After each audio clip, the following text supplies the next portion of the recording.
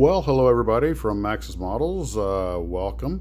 And after I got back from my trip to Key West today, which turned out to be a little bit more of a handful than was initially expected, but we got everything done okay and got back. Ordered myself a little dinner. I had to defend the models from the attack of the great calamari monster. So I fought the calamari the only way I knew how with the weapons that I had at hand.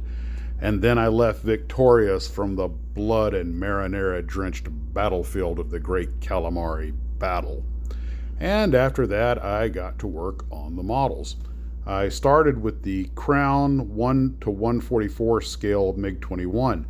Now, this is a pretty neat little kit, and one of the things that I was impressed with about it was how many different sets of decals it came with, including Israeli decals. And yes, there is an Israeli MiG-21, and we'll be talking about that a little bit later. So the kit went together pretty easily. There weren't really any issues with it.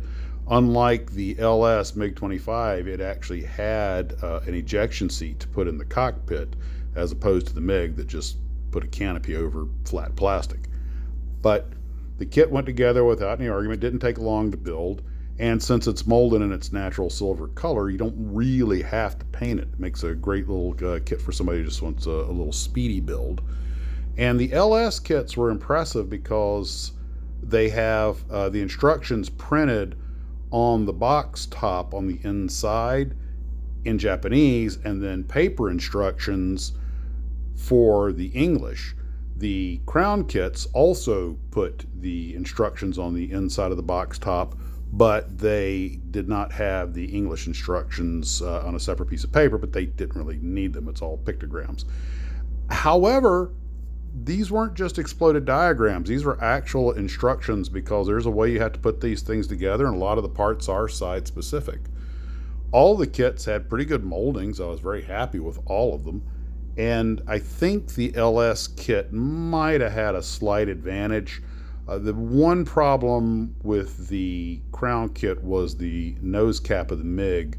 The MiG-21 was pretty distinguishable. It left a nasty little gap there. There's no guide pin. You just line it up, and it just didn't fit as well as the pointy nose jets did, because their nose cones were part of the fuselage house. But I guess that's just something that goes with having that kind of intake up front. But not a big deal. I did try using some of the glue that actually came with the Crown kit, but the packets were malleable, so I thought perhaps they were still good, but they weren't. The tweezers came in really handy. Some of these parts, there was no way I was going to get them done with my bare hands.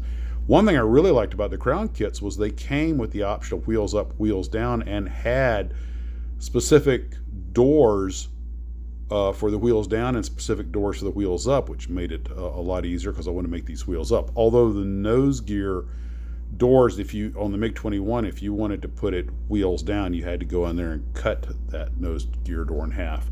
The flush fit wasn't very flush on the MiG-21. It was on the other models. But, and of course they're tiny and fiddly, but not a big deal. From any distance you can't really tell.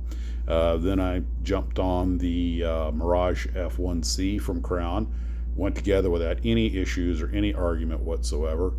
And once I was done, I have to take the MiG-25 and the F1 Mirage home to be painted. And the models, you can see the difference in the size of these jets. That MiG-25 is a beast of an airplane. But I decided, since the MiG-21 was molded in color, to go ahead and put some decals on it, and I chose the Israeli decals.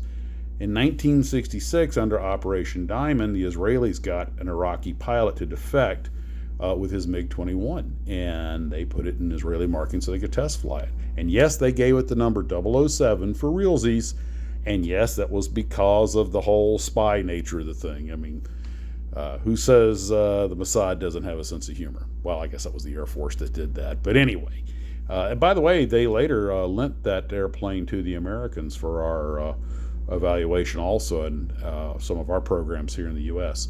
So those are the three builds that I did today, and I want to thank everybody for tuning in. Hope you're having a great day. Thanks for joining me, and model on.